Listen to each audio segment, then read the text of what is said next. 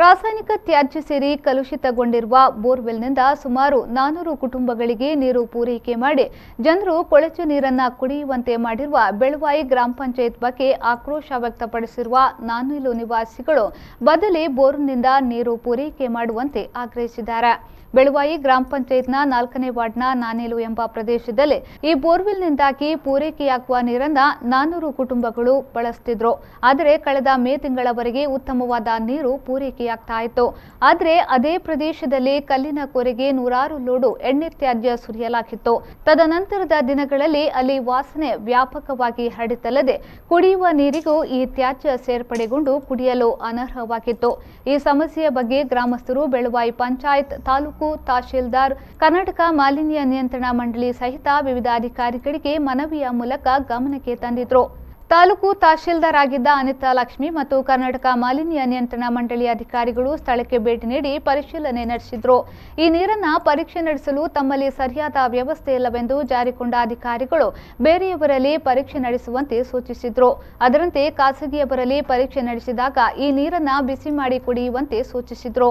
ನೀರು ಅತಿ ಕೆಟ್ಟ ವಾಸನೆಯನ್ನ ಹೊಂದಿದ್ದು ಸಾರ್ವಜನಿಕರ ಆಕ್ರೋಶಕ್ಕೆ ಕಾರಣವಾಗಿ ನಂತರ ನೀರು ಪೂರೈಕೆ ಕಡಿತಗೊಂಡಿತ್ತು. ಈ ಬಗ್ಗೆ ಜನರು ಈ ಪ್ರದೇಶದಲ್ಲಿ ಸೇರಿ ಬೋರ್ವೆಲ್ನ ನೀರನ್ನು ಹೊರಕ್ಕೆ ಬಿಡುವಂತೆ ಆಗ್ರಹಿಸಿದ್ರು ಕೂಡ ಪಂಚಾಯತ್ನವರು ಬಿಡಲಿಲ್ಲ. ಅಲ್ಲದೆ ತಾಲೂಕು ಪಂಚಾಯತ್ನ ಕಾರ್ಯನಿರ್ವಹಣಾಧಿಕಾರಿಗಳು ಸ್ಥಳಕ್ಕೆ ಭೇಟಿ ನೀಡಿ ನೀರನ್ನು ಪರಿಶೀಲನೆ ನಡೆಸುವಂತೆ ಆಗ್ರಹಿಸಿದ್ರು.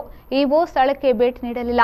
ಗ್ರಾಮಸ್ಥರಿಗೆ ಕಲುಷಿತ ನೀರು ಕುಡಿಸುತ್ತಿರುವ ಪಂಚಾಯತ್ ಬಗ್ಗೆ ಗ್ರಾಮಸ್ಥರು ಮುಂದಿನ ದಿನಗಳಲ್ಲಿ ಈ ಬಗ್ಗೆ ಹೋರಾಟ ಮುಂದುವರಿಸುವುದಾಗಿ ಎಚ್ಚರಿಕೆಯನ್ನ ನೀಡಿದ್ದಾರೆ.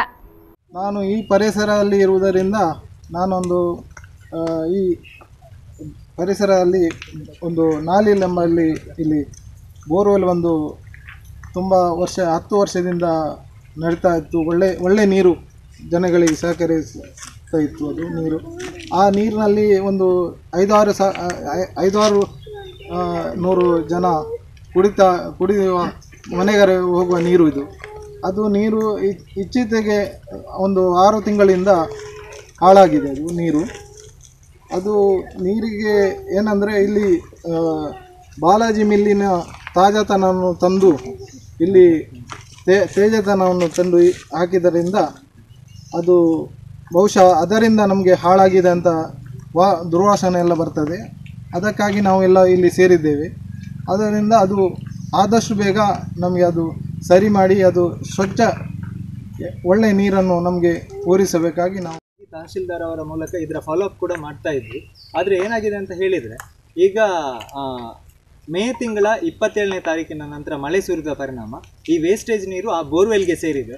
ಆ ಬೋರ್ವೆಲ್ಗೆ ಸೇರಿ ಈ ವೇಸ್ಟೇಜ್ ನೀರು ಸೇರಿರುವುದರಿಂದ ಅದು ಶೌಚಾಲಯ ನೀರಿಗಿಂತಲೂ ಕೆಟ್ಟದಾದಂತಹ ವಾಸನೆಯನ್ನು ಹೊಂದಿದ್ದು ಕುಡಿಲಿಕ್ಕೆ ಯೋಗ್ಯ ಇಲ್ಲ ಎನ್ನುವಂತಹ ವರದಿ ಕೂಡ ಪಂಚಾಯತಿಗೆ ಅದರ ನಂತರ ಒಂದು ಪರೀಕ್ಷೆಯಲ್ಲಿ ಸಿಕ್ಕಿದೆ. ಅದರ ನಂತರ ಈ ಮೊನ್ನೆ ಒಂದು 15 ದಿವಸದ ಹಿಂದಿನ ತನಕ ಅಂದರೆ ಒಂದು 4 ತಿಂಗಳ ಕಾಲ ಈ ಒಂದು ಬೋರ್ವೆಲ್ಲನ್ನು ಅವರು ಬಂದ್ ಮಾಡಿ ಇಟ್ಟಿದ್ರು. 10 ದಿವಸದ ಹಿಂದೆ ಒಂದು ಅವರು ಇದನ್ನು ಏನು ಚಾಲು ಮಾಡಿದರು. ಅದರ ನಂತರ ಒಂದು 2-3 ದಿವಸ ಮನೆಗಳಿಗೆ ನಿರಂತರವಾಗಿ ಇದನ್ನು ಪೂರೈಕೆ ಮಾಡಿದ್ದಾರೆ. ಇದು ತುಂಬ ವಾಸನೆಯಿಂದ ಕೂಡಿದ್ದು ಅದು ಕುಡಿಲಿಕ್ಕೆ ಆಗುವುದಿಲ್ಲ.